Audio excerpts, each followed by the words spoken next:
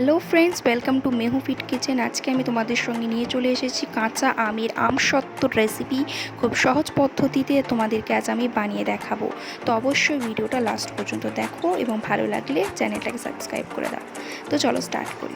প্রথমে আমি এখানে নিয়ে নিয়েছি দুটো কাঁচা আম এবং কাঁচা আম দুটিকে ভালোভাবে আমি ধুয়ে নিব।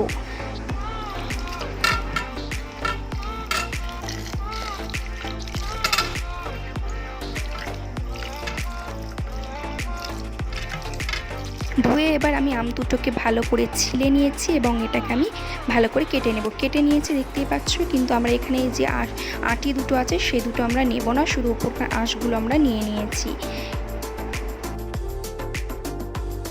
এখানে আমি একটা সসপ্যানে জল গরম করতে দিয়েছি। এর মধ্যে আমি আমের পিসগুলোকে দিয়ে দেবো এবং সিদ্ধ করতে দেবো এবং হাই ফ্লেমে সিদ্ধ করবো। দেখো আমার আমগুলো সিদ্ধ হয়ে গেছে। এবার এটাকে আমি গ্যাসটাকে অফ করে দেব এবং এবার আমি এটাকে মিক্সির মধ্যে দিয়ে ব্লেন্ড করে নেব। দেখতেই পাচ্ছ ব্লেন্ড করা হয়ে গেছে। এবার আমি এগুলোটাকে নিয়ে নেব। এর মধ্যে দিয়ে দেব সামান্য লবণ আর দিয়ে দেব চিনি। ভালো করে মিক্স করে নেব।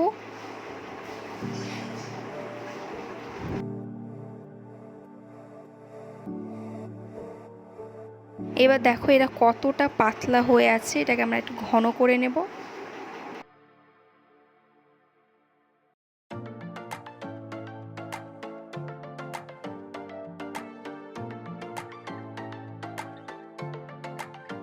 এবার এর মধ্যে দিয়ে দিব ফুড কালার। তোমরা চাইলে যে কোনো কালার ইউজ করতে পারো, এখানে আমি অরেঞ্জ কালারটা ইউজ করেছি।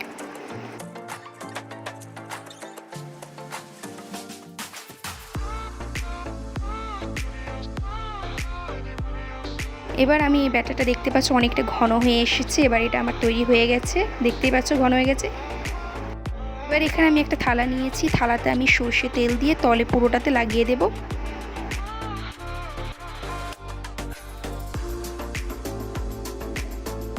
এর মধ্যে আমি ব্যাটারটাকে ঢেলে দেব।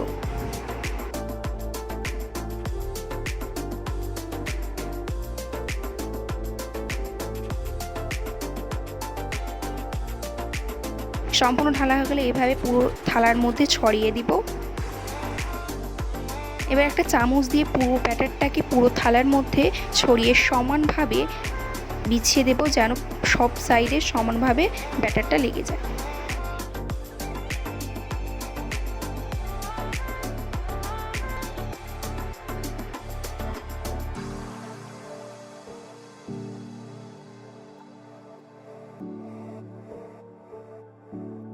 এবার আমি একটু থালাটাকে ঝাঁকিয়ে নেব যেন কোনো এয়ার বাবলস না থাকে। দেখো এভাবে করে নিতে হবে। এটাকে তোমরা 2 দিন রোদ্রে রেখে দিবে।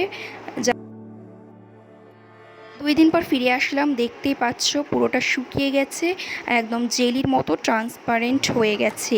এই দেখো। এবার এটাকে আমি চাকু দিয়ে লম্বা লম্বা করে কেটে নেব।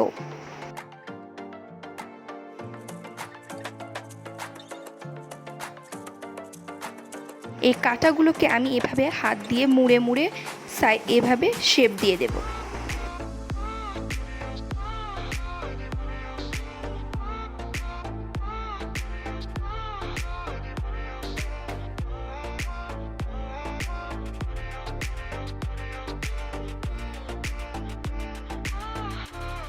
দেখতেই পাচ্ছ কত সুন্দর হয়েছে।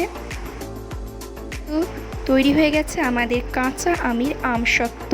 বন্ধুরা, ভিডিওটা ভালো লাগলে লাইক করে চ্যানেলটাকে সাবস্ক্রাইব করে দেবে। ধন্যবাদ।